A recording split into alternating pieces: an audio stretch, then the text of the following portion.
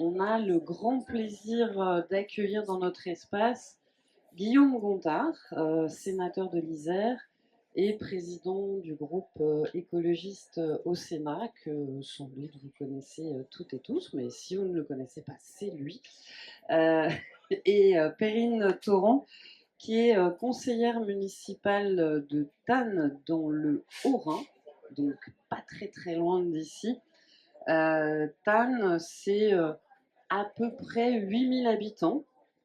Voilà. Et je précise que Guillaume était maire d'une petite commune de l'Isère, Le Percy, dont nous racontons quelques petites réalisations dans notre livre. Hein. Donc n'hésitez pas à vous le procurer.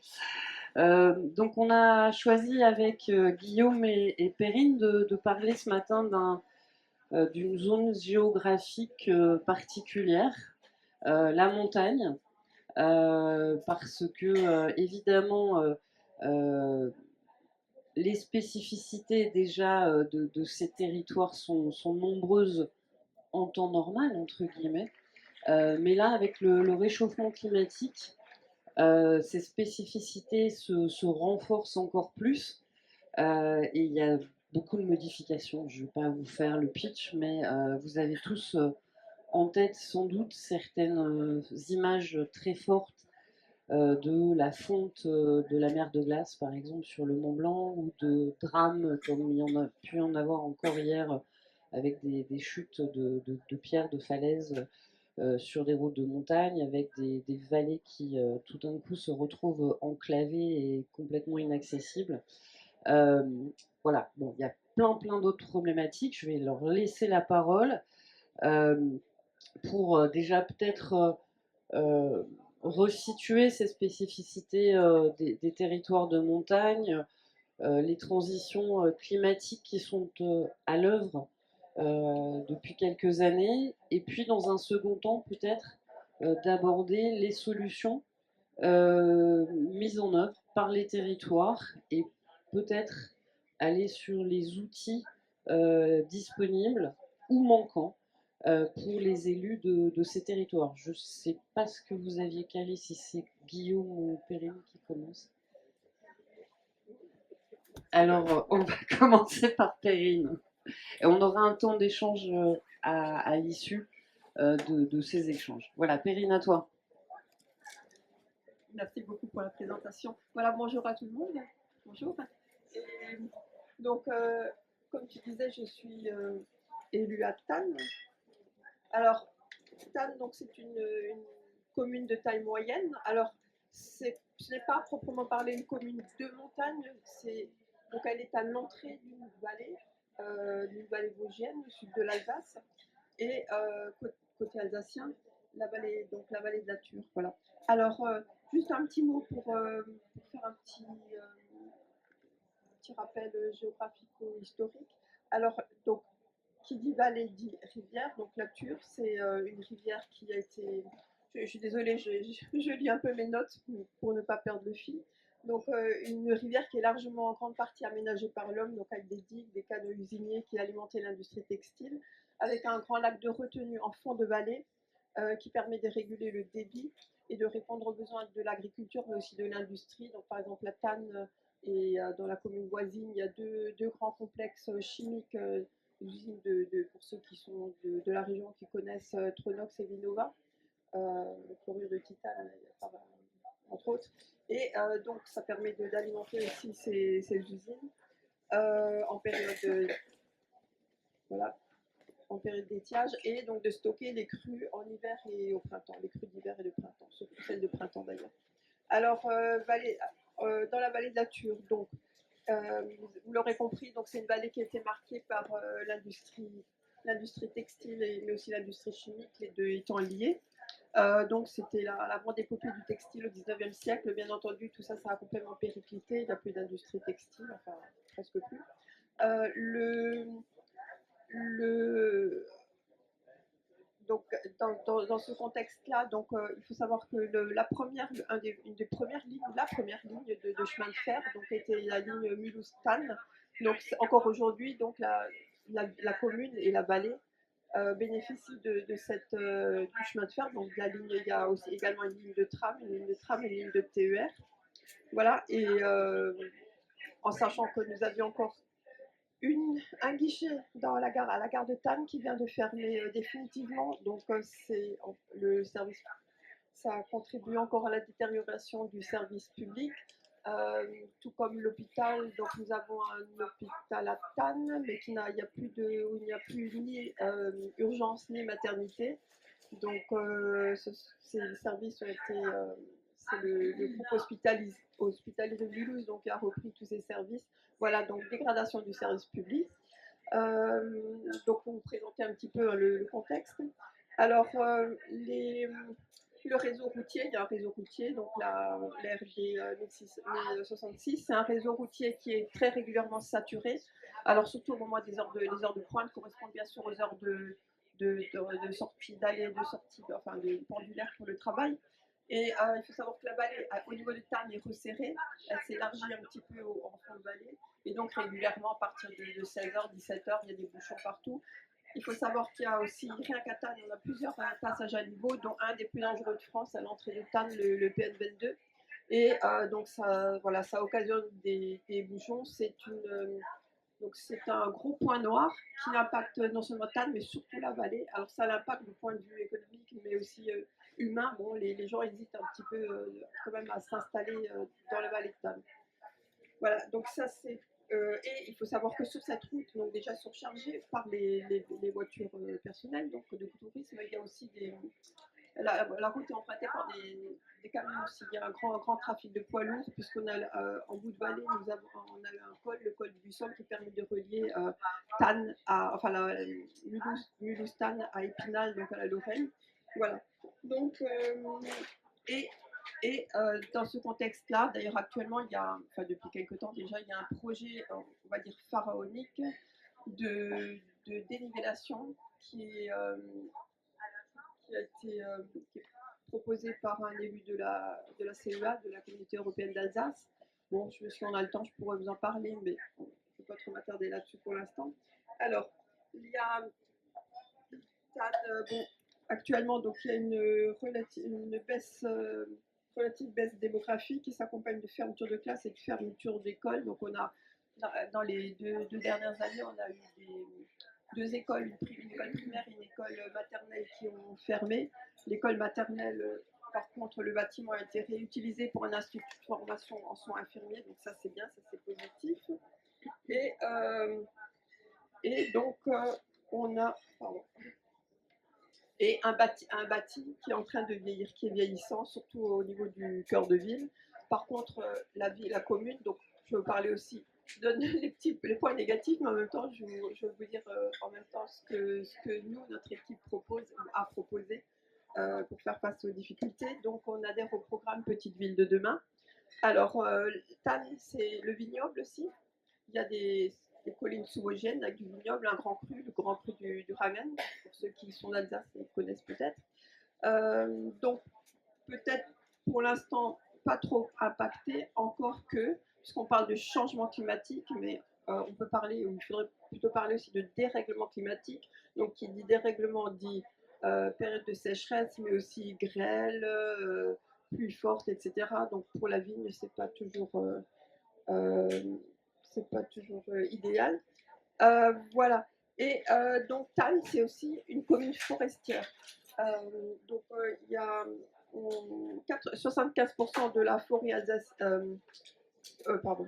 Donc on a 740 hectares de forêt sur le bord de la commune. Donc c'est la forêt soumise, donc soumise au régime forestier, comme la plupart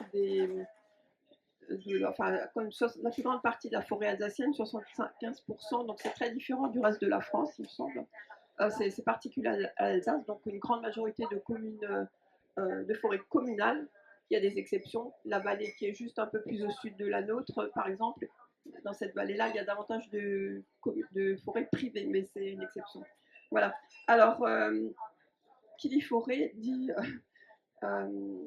dégâts liés au changement climatique. Donc moi j'avais découpé un article des dernières nouvelles d'Alsace, donc le quotidien régional, daté du 24 septembre 2020, qui était intitulé Tempête silencieuse sur la forêt. Donc la forêt a été frappée de plein fouet par les périodes de sécheresse. Donc ces fortes périodes de sécheresse, donc je pense que vous en souvenez tous, hein, c'était au moment du Covid, dans les années 2020, surtout 2021 aussi, a fragilisé les arbres. Il y a eu des épisodes de vent fort aussi. Donc moi je me souviens, j'étais en forêt souvent, enfin de temps en temps en forêt. Et donc les arbres fragilisés ont subi les attaques des scolites. Donc, ce sont des insectes ravageurs. Donc on a une forêt dépérissante avec des pans entiers de forêt qui ont roussi au bout de quelques temps.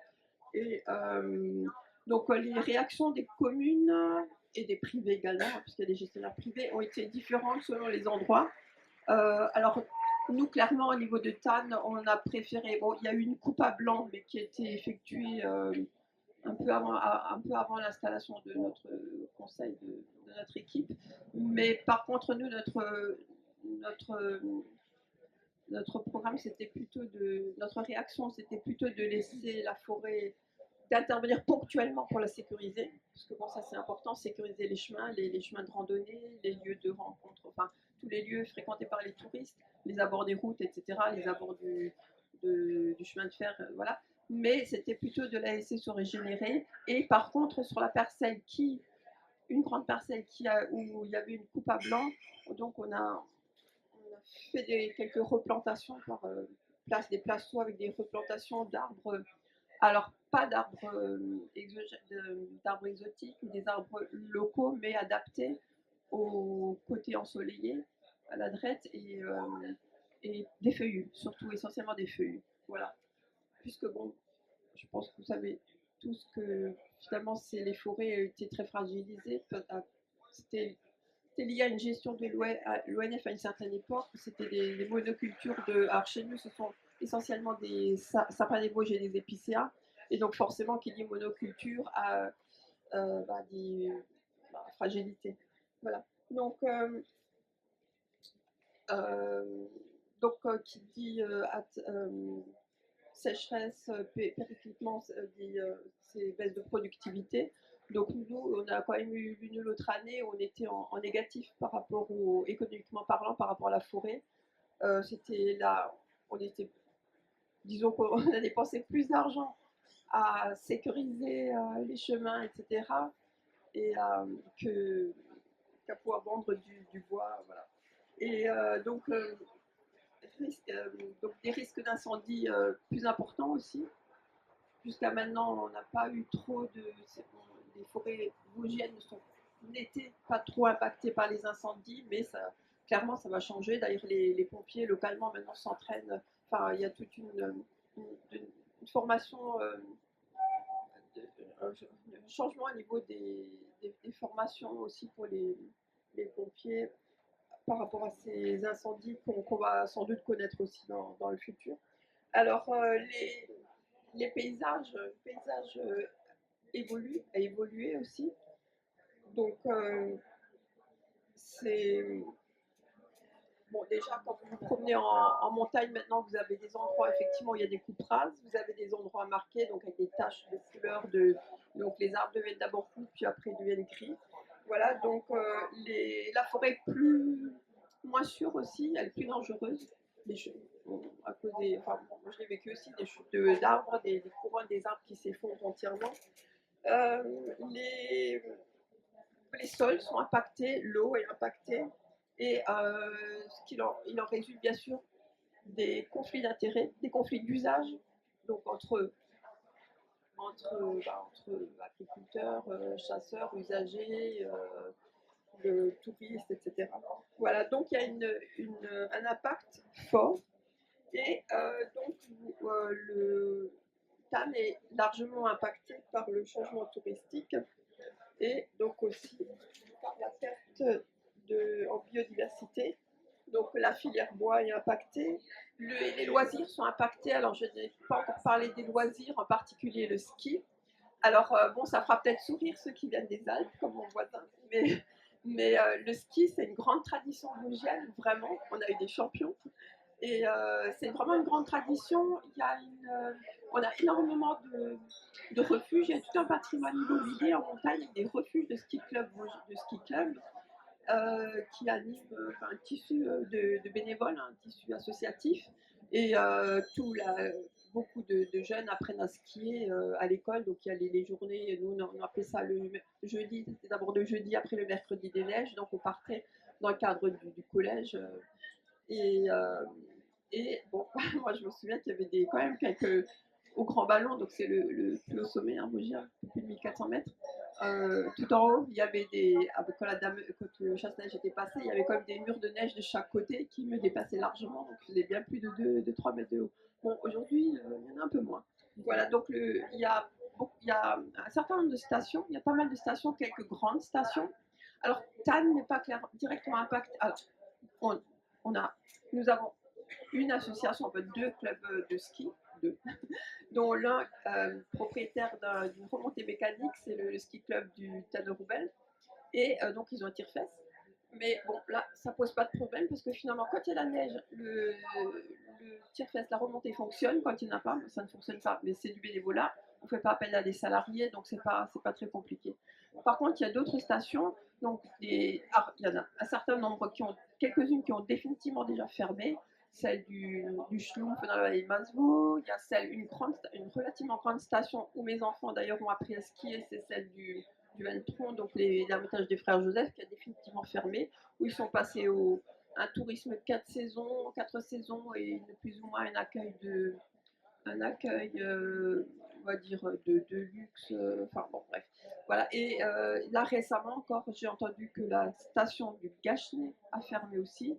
Donc voilà, c'est pas dans 50 ans, c'est vraiment maintenant. Donc, alors bien sûr, les stations qui continuent à exister, à survivre, on va dire, sont les quelques grandes stations qui ont des enneigeurs, qui fabriquent la neige de culture. Bon, parmi les grandes stations, il y a la Bresse, vous connaissez peut-être.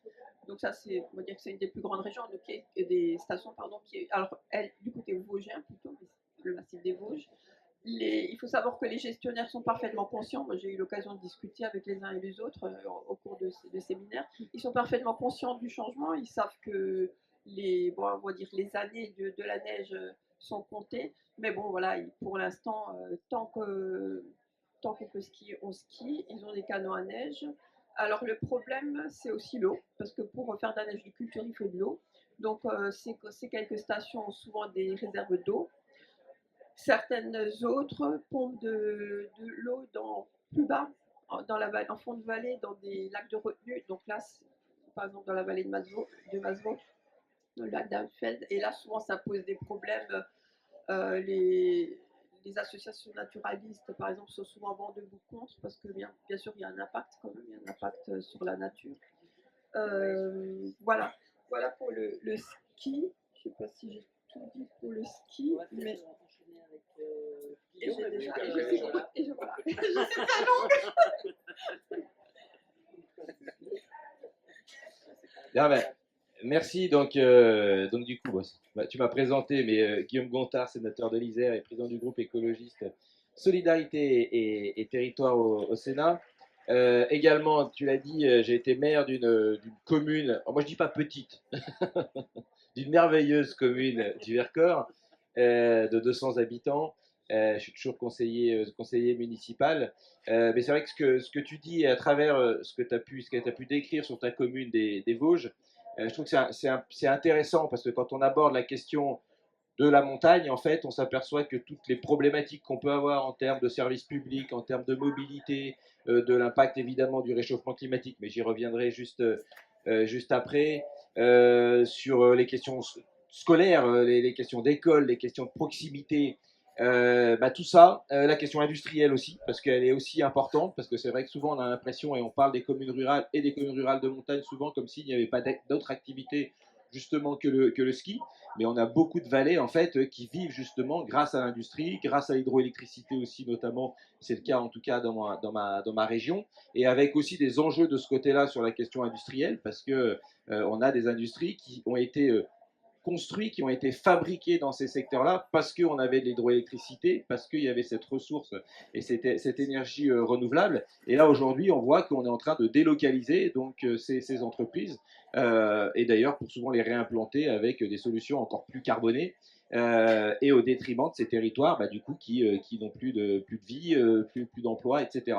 Donc c'est vrai que ça décrit bien, en tout cas, la problématique, je dirais, de la ruralité, mais de la ruralité en montagne, du coup, avec à la fois des avantages, mais aussi des problèmes qui sont très différents. Je suis également aussi membre de l'Association nationale des élus de la montagne, qui est aussi fédère un certain nombre d'élus et qui travaille aussi sur ces sujets-là. Et moi, je voulais peut-être avoir un focus peut-être plus sur la question, pour le coup, moyenne montagne, est liée aussi à l'activité ski, mais pas que, parce que c'est vrai que voilà, moi j'ai la preuve, j'étais une commune de moyenne montagne qui n'a pas de station de ski, et pourtant qui gagne des habitants, qui gagne en vitalité, qui a un café-restaurant, qui a une médiathèque et qui arrive à vivre très bien avec les communes autour. Donc la preuve aussi que voilà, on peut avoir dans les territoires de montagne des politiques publiques qui permettent justement cette vitalité et sans forcément justement avoir la manne du ski. Mais on sait que c'est quelque chose de particulièrement important au niveau économique. Sur cette question-là, d'abord, l'impact du réchauffement climatique, tu en as parlé. En montagne et dans notre secteur, il est à la fois 2 fois plus important, mais je dirais 2 fois plus important aussi en termes, je dirais, d'impact direct et de conséquences directes. C'est là pour le coup, on est dans le concret, on est dans le dur. Vous avez encore vu là l'effondrement près de Chamonix avec du coup des morts hein, sur la route. C'est pas un événement, c'est pas bon ben voilà, il y a un rocher qui est tombé. C'est l'impact très clair du réchauffement climatique avec une montagne qui s'effondre totalement, disparition des glaciers, effondrement. En Isère, le hameau de la Bérarde, donc, qui a été quasi rayé de la carte, pareil, hein, lié à un lac glaciaire qui se déverse. Et ça, ce ne sont pas des événements épisodiques comme ça, enfin en tout cas, c'est vraiment quelque chose qui se renouvelle et qui pose énormément de questions. La question de la Bérarde, c'est quoi l'après? Qu'est-ce qu'on se pose comme question? Est-ce qu'on estime qu'on doit reconstruire? Est-ce que des habitants doivent continuer à habiter dans ces secteurs-là? Se pose la question de l'accès. Le département de l'Isère, par exemple, sur la Bérarde, a mis plus de, je crois, 12 millions d'euros pour refaire la route, dont on sait qu'elle risque de repartir, hélas, dans très peu de temps. Donc voilà, toutes ces questions-là se posent, qui sont des questions très complexes.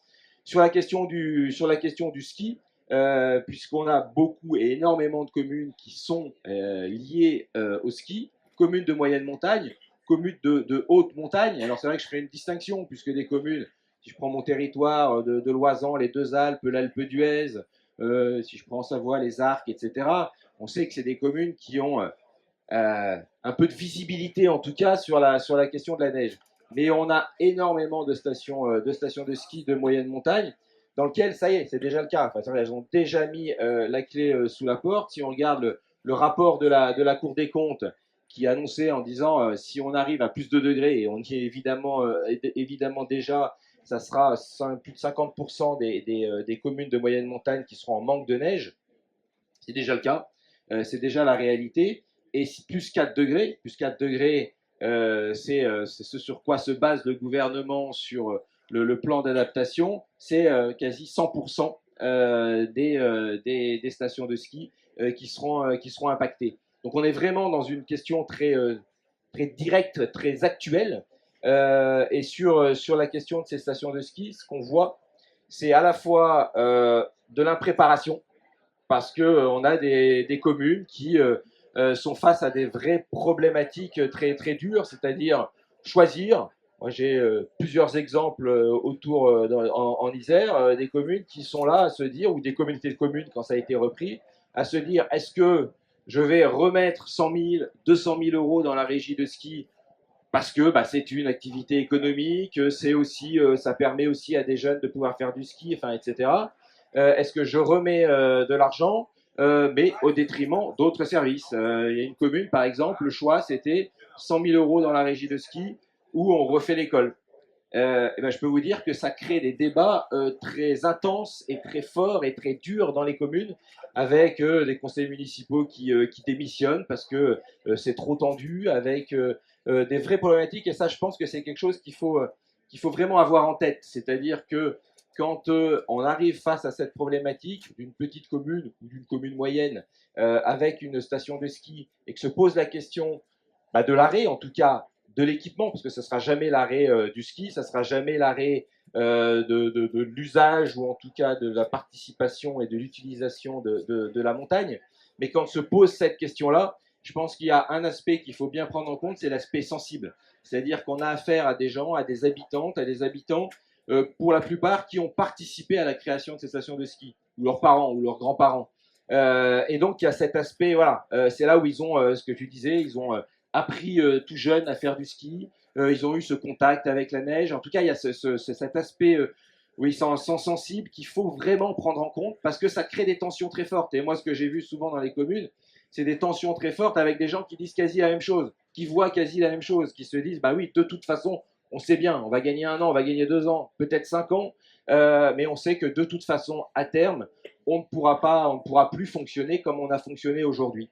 Et donc, c'est tout ça qu'il faut mettre en place. C'est vrai qu'on a perdu du temps parce qu'on n'a pas suffisamment en fait anticipé, accompagné en tout cas ces territoires, et on arrive à des choses. Je prends l'exemple de la station de l'Alpe du Grand Serre, hein, qui est juste au-dessus de Grenoble. Bah, c'est voilà, la communauté de communes qui a repris cette station pour essayer justement de pouvoir durer quelques années, et puis là qui a décidé de dire stop, on arrête, on ne peut plus mettre d'argent dans cette station. Et donc là, c'est une station qui, sans préparation en fait, qui va devoir arrêter, donc arrêter ses équipements. Mais derrière, c'est toute une activité économique. C'est souvent de la double activité, des gens qui sont à la fois forestiers et qui font aussi moniteurs de ski, perchman, pisteurs, qui sont artisans aussi ou agriculteurs. Donc c'est tout ça qui est à reconstruire. Et ce qui est difficile et compliqué, c'est à la fois d'expliquer aussi, de dire que on passe pas de tout à rien.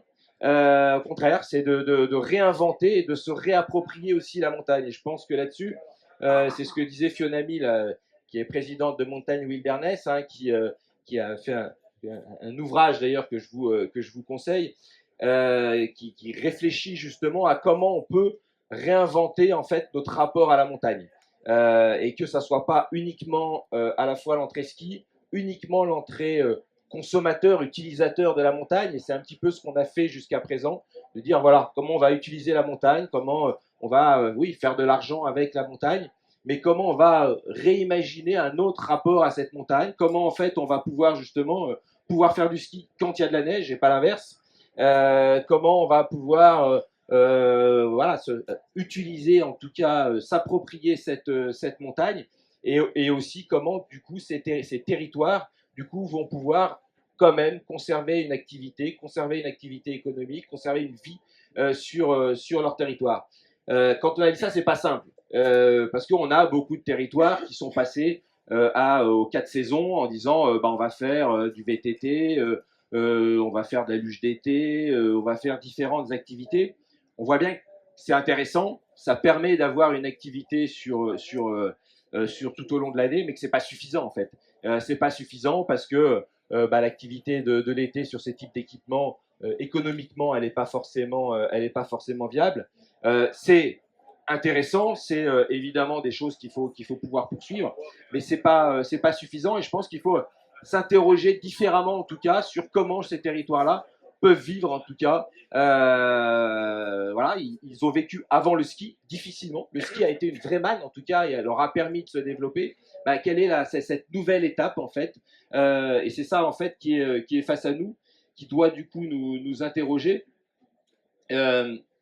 Là-dessus, on a besoin de politiques publiques fortes, on a besoin d'ingénierie, on a besoin d'argent tout simplement, mais je dirais beaucoup d'ingénierie, parce que moi ce que je vois, c'est beaucoup de collectivités qui sont totalement démunies en fait. Même une intercommunalité qui n'a pas forcément les moyens, les capacités en fait de réfléchir sur les 5 ans, sur les 10 ans, sur les 15 ans, sur les 20 ans, parce que c'est vraiment ça qu'il faut faire. D'avoir aussi tout simplement de l'argent en termes d'investissement, parce que derrière, ça veut dire aussi démonter des équipements de remontée mécanique. C'est s'appuyer aussi sur d'autres activités économiques, donc voilà, besoin aussi de financement. Et ça, c'est vrai que c'est quelque chose qui manque particulièrement. On a fait une bataille au Sénat.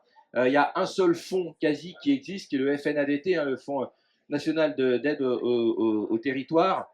Ce fonds, c'est le seul fonds qui permettait justement aux territoires de montagne de pouvoir avoir un peu d'ingénierie, un peu de financement. Ce fonds a failli être supprimé dans le dernier budget. On s'est battu. Pour le coup, on a eu quand même l'aide de la ministre pour que ce budget soit maintenu, évidemment à la baisse, puisqu'il ne reste plus que 15 millions d'euros. Mais ça va être encore une bataille cette année. C'est-à-dire, on est face à une problématique qui touche plus de 200 stations de ski de moyenne montagne.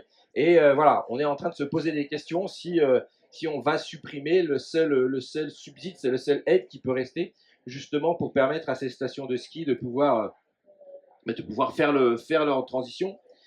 Après, pour terminer peut-être et laisser plutôt la place aux discussions, peut-être terminer quand même sur une note d'espoir. Moi, ce que je vois et qui est particulièrement intéressant, c'est que dans tous ces secteurs, et même dans des secteurs de stations de haute montagne, je prendrai l'exemple des Arcs et de Bourg-Saint-Maurice, même là où, je dirais, ils n'ont pas trop de problèmes d'argent, où ils n'ont pas trop de problèmes de visibilité, puisqu'on peut se dire qu'il y a de la neige encore un petit peu quelques temps, mais quand même, ils se posent ces questions-là, questions des glaciers qui sont en train de fondre, et je pourrais y revenir aussi, et qui sont en train de disparaître.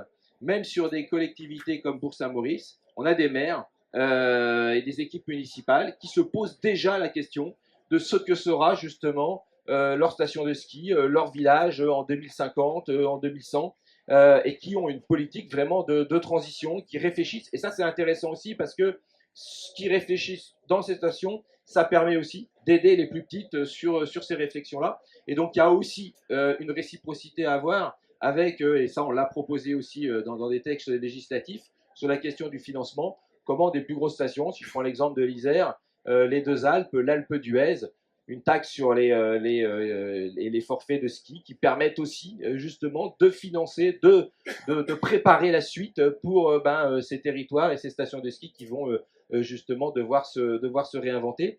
Donc ça, c'est aussi des mécanismes, en tout cas de la solidarité qu'on doit remettre en place aussi entre ces différents territoires. La solidarité financière, mais aussi de la solidarité en termes d'intelligence, en tout cas, parce que chacun ne travaille pas dans son coin, mais partage aussi ses réflexions, puisqu'on n'aura pas la même réponse dans les Vosges, dans les Pyrénées, dans les Alpes, en moyenne montagne ou en haute montagne.